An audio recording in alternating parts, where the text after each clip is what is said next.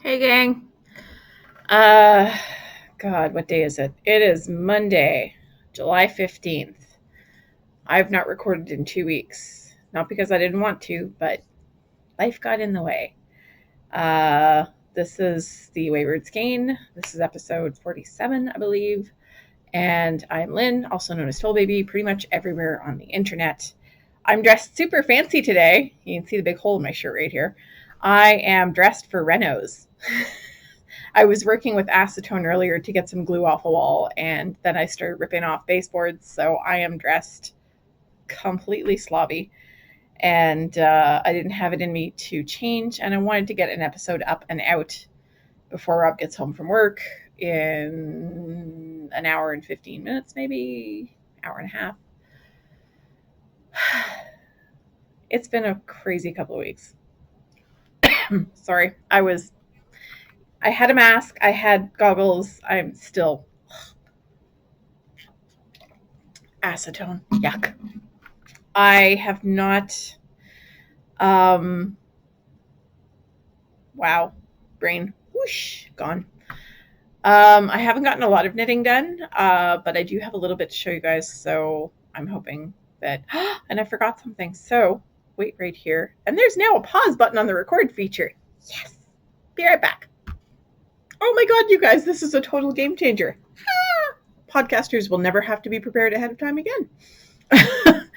I literally just updated my recording software, so there's a whole bunch of new features that I haven't gotten to play with yet. One of them is a pause button. So if you're recording and you have to, go pee or do something else or forgot your stuff that you wanted to show on the podcast, you can pause the recording now. It didn't have that before. Yes. Anyway, so yes, I'm in Chicago. It was an unexpected trip. We decided about a week and a half ago that I was going to come down for a couple of days. Rob's teacher was having a Bastille Day party. She is a massive Francophile and loves everything about France and Paris and has this party every year. And it was quite the party. It was like a lot of people. We showed up 2 hours late because we had a family thing that we had to be at. And yeah, there was still like tons of people there. So I came into town for that, and while I'm at it, I'm doing a few things to the bathroom in the hopes that we can eventually paint it now that we've replaced the countertops. And once we've painted it, we'll work on the floor. So last week, I really wanted to get an episode out. Sunday afternoon, I was about to go out, and my son asked me if his best friend could come over. And I said, sure, as long as he leaves at a reasonable hour, thinking, kid's going to be out of the house by 11. No problem. Yeah, I got back from my mom's. It was like 9. They're still playing video games and doing stuff. And Kyle has brought his computer over, so they have got the whole living room covered in computer parts. Kyle did not go home on Sunday night. Kyle slept over. At which point I looked at my son and went, didn't we discuss him going home at a reasonable hour since I have to work tomorrow? We had discussed it. It did not happen. So Monday night I get home from work and Kyle is still bloody there. And I'm like, Kyle, you don't have to go home, but you can't stay here. Get out. And I ended up driving Kyle home. It's fine. He's a good kid. He's pretty responsible. He's got a job. He's a good kid. And he's a bit of a pain in the ass because I had also said no alcohol. And what is the first thing Kyle did? Kyle went to the store and bought alcohol. Now, these two are not, like, both of them are legal, by the way. They're adults. In where we live, the legal drinking age is 18. Zach is 20 and Kyle is 22, I think. So they're well within their legal limits, legal rights to drink, and they're both pretty reasonable. They don't, just drink until they pass out on the floor type of thing. They're pretty reasonable about how much they drink. I was just displeased about it because I don't want him drinking in the house when I'm not there. I know he's an adult, but it's still my house. And I've seen what destructive teenagers can do to a house when they're not properly supervised. Yeah. Anyway, No, I never did it. I didn't start drinking till I left home. I was almost 18 when I started drinking, and I already lived in my own apartment. And so, yeah, my parents never got to experience that with me. But let's just say that I have a lot of friends who have a lot of crazy stories. So anyway, on to knitting. Because Kyle was there the 2 nights that I would normally record, I didn't get to record. It just didn't happen. And as the week wore on, I was just... There was a lot of math involved last week. I've started 2 classes at college. I've been working on my office administration diploma. Work is paying for me to take the courses. And on July 2nd, I started 2 new classes. So, frames being dropped. What is that? Oh, cool. New warnings. Anyway, sorry. Whee! Squirrel. I don't have any other programs open. Stop it. There's nothing open right now. I'm going to have to work on settings and stuff so that it stops giving me warnings when I'm recording. Anyway, yeah, so there was a lot of math last week, and there was a couple of English assignments, and there was a lot going on, and I was trying to get ready for this trip. So I didn't get my episode out. But I have gotten a little bit of knitting done. I'm not super proud of the progress on this because, holy crap, I should have gotten more done than this. This is Rob's sock. Ooh, yikes. Needles escaping. So I made it halfway through the leg. I made it to the halfway point. I do his legs 75 rows, so this is 37 or 38. I lost track. But it's at least half. So I'm halfway through the leg. I want to get it done before the fall because I need to start on his wedding socks. And so this is officially going to be his next year's pair of socks, but he's going to get it when it's finished. Because the wedding socks are a special one-off. He will likely not wear them as regularly as he wears the other socks. And I would like to point out, by the way, I've told you guys that he likes to show his hand knit socks to everybody.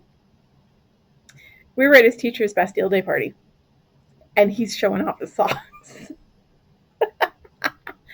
There were, one of his friends was there. Her name is Tansy, and she's a lovely lady. She's Bengali, and she and her sisters have all, picked up handcrafts and stuff like that over the years. And one of her sisters knits. So we were talking about crafts and stuff like that. She does cross stitch, she does embroidery, she does all kinds of really cool stuff. She makes fabric flowers. And anyway, when we got to knitting, Rob pulls up his pant leg and shows off his sock. And I'm like, oh, here we go. And she's like, how on earth are you wearing wool socks in this weather? Because it was hot yesterday. Hot. And I'm just sweating looking at his socks, but he loves them. And he doesn't have that problem where he vents heat through his feet. My feet get really hot, and I hate wearing socks, although I need to because I have to wear shoes. I can't wear sandals. I have flat feet, and I need arch support, and sandals don't provide that. So anyway, long story short, this is Rob's next pair of socks. It is based on the sock recipe, A Good Plain Sock. Pattern by the Yarn Harlot. It is printed in her knitting rules book. I took her Grok the Sock class, and so this is just a standard 3x2 rib. It's Rob's favorite type of sock. He insists that all his socks be exactly identical. And the lovely yarn that I use is Fiber Stash Strong Toes in the ink colorway, which I bought at New Hampshire Sheep and Wool. So it lives in my little unicorn squad bag that Mandy of Mandy Pinecone Crafts made me. Whoops, and I just knocked over my bottle right onto the keyboard. And I used my little Hanukkah needle keeper that Mandy also made me. So that lives in there. I also bought the Carbons DPNs at New Hampshire Sheep and Wool because, of course, I had not thought to bring sock needles. Or knitting of any kind, really. I don't know what I was thinking. I have not worked on the chuppah. I have not worked on the scarf. There was very little knitting time the past couple of weeks. But I did cast on a new project. And I've cast this on twice, and I knit this bar, and I realized that I had misunderstood something in the pattern. It's a test knit. Well, I had partially misunderstood, and it had partially not been explained completely enough in the original pattern. So I provided notes to the designer and she fixed it, and now I'm raring to go again. So I'm a little ashamed that I've only gotten this far, but I am knitting the Yorkville sweater by the Knitting Expat. It's Mina Phillip. So this is her Yorkville sweater, which is going to have the same design as her Yorkville hat and socks. It's the same patterned section. So I anticipate having a lot more time to knit tomorrow and Wednesday on the train. On the way down, I had a bedroom, so I literally passed out and slept. And I got this much knitting done and then had to rip it out when I got here because I was like, wait a minute, that's not what the instructions say. I did something wrong. So I had to rip the whole thing out and start over again. I'm now at the point where I ripped out, so I'm ready to get moving. I've just spent today playing with Renos and destroying Rob's bathroom. So I am using Knit Picks Wool of the Andes Sport in the Merlot Heather colorway. I don't know if you're going to be able to see. Are you going to focus? You are going to focus, you beautiful thing. So this is it looks like a wine red color, but it's really got so many little, and that's a cat hair. Sorry. Let's pull that out of there. It's really got so many other different colors. There's greens in there, there's browns, there's black, there's all kinds of colors, and it's kind of amazing. Excuse my dirty nails, and I didn't quite get the cat hair out. So I had bought this to do the Heart on Your Sleeve cardigan by Fiona Ellis. I will now buy some different yarn to do that, or if this winds up not fitting me correctly, I may just frog it after the test knit is done and knit my cardigan after all, but we'll see. I'm undecided. So that's what I'm using, and it's a test knit. It's not a secret test knit, though, because she's already shown the finished product on Instagram, so she said that we could go ahead and talk about it on podcasts and blogs and stuff. So there we are. That's what I'm doing. And I have to get this finished by, I think, the first or second week of September. So I will be concentrating a lot on this, although this is still my bus knitting because I can't follow a pattern on the bus.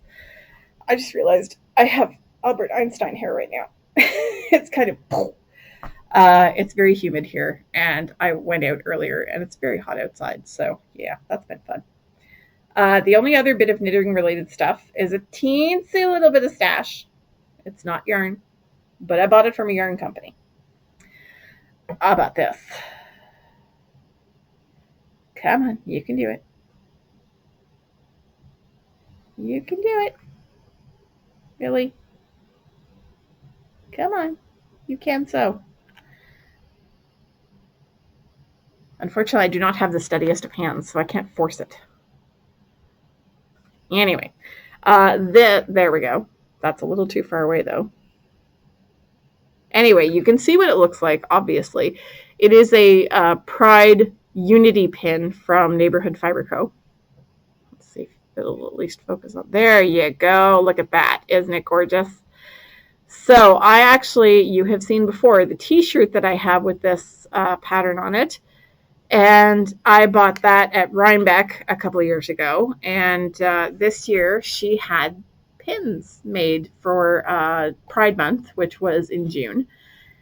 And she decided that she was going to do a fundraiser for an organization that helps LGBT youth. And so I decided to buy one of the pins. I may just have to buy another one for me to put on my wall at work. But I got it, and it's beautiful, and I love it. So thank you, Karita. Karita Collins is the owner and dyer at Neighborhood Fiber Co. And if you're ever in Baltimore, you should hit up the brick and mortar shop. It is fabulous, and I cannot wait to go. So that is everything knitting related that I have. Actually, it was kind of funny because at one point the I don't know what they're called, the people who take care of the guests in the sleeper cars on trains, porter, maybe? Is he a porter? Oh, hey, I just figured out that comes out. Huh. Anyway, this is the binder where I'm keeping the pattern. So at one point he walked by, and I had my door open because it was kind of stuffy in my room and I was trying to get some air circulation. And I had this open on the table, and I had my knitting on my lap, and he just looked in at me and went, okay, and walked on by. So I kind of shocked a muggle on the train. So that was fun. And the little cup holders in the sleeper cars are exactly the right size for these little 50-gram balls of yarn. So there we go. Um, so yeah, there's been a lot of stuff I've been watching. I just watched Spider-Man Into the Spider-Verse. That was kind of amazing, and I loved it, and I cried a little bit. Um, I watched that because last Thursday, my friend Crystal and I went to see Spider-Man Far From Home, which was absolutely amazing, and I loved it so much.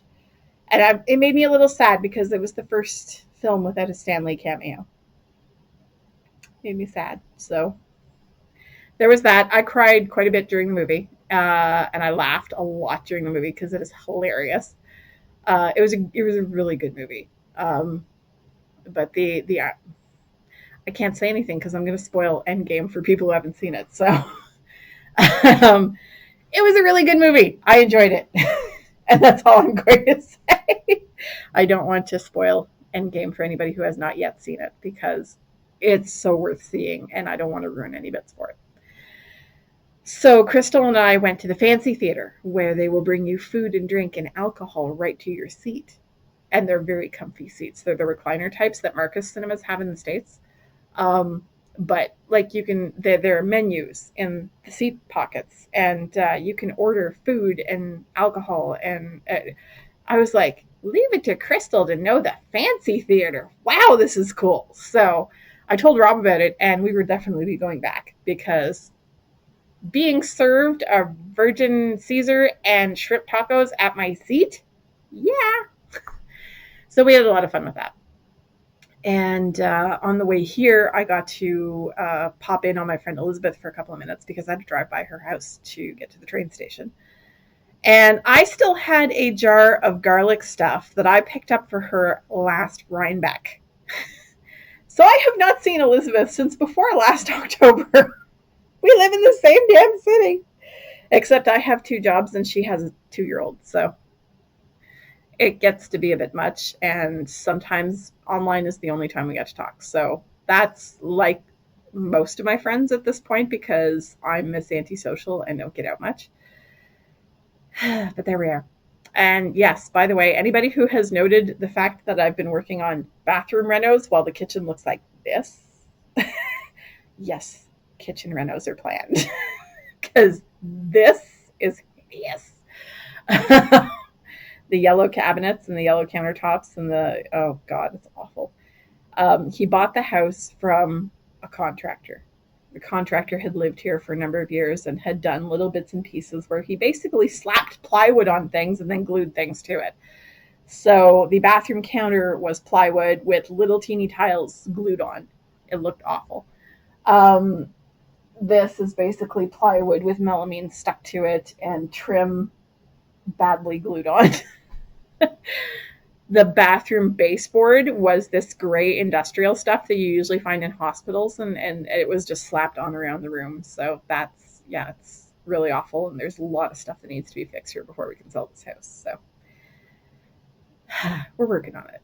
I'm hoping that by the time I leave here, the bathroom will be ready to be painted. We bought the paint. We bought some Kills primer. It's primer made for bathrooms, like it's anti-mildew type stuff. So I'm hoping now that I've got the glue off the wall that I can attack the rest of the baseboards. I need some tools for that, though, and I don't know where Rob keeps his tools, and I didn't want to go into the garage and mess around. So once I have the tools tomorrow, I will go to town on those baseboards, and I want to clean the walls and get them prepped so that everything is ready for him to paint after I leave. It likely won't be this week because his son is home this week, and once you start painting and priming and painting, you can't use the bathroom for something like 48 hours till the paint is cured. So we're not going to do it while his son is here, obviously, because otherwise there's 2 of them that have to suffer and not be able to shower instead of just one. Anyway, we'll work on it. We'll see what happens. But I'm going home. He drives me to the train station tomorrow night. And I arrive home Wednesday. Well, I arrive in Syracuse Wednesday morning, and then I have to drive home, which is 3 hours. So that's fine. I work tomorrow night, Wednesday night at the store. So it'll be it won't be that hectic because for the first half of the day, I'm going to be sitting on a train. Then there's a 3-hour drive home.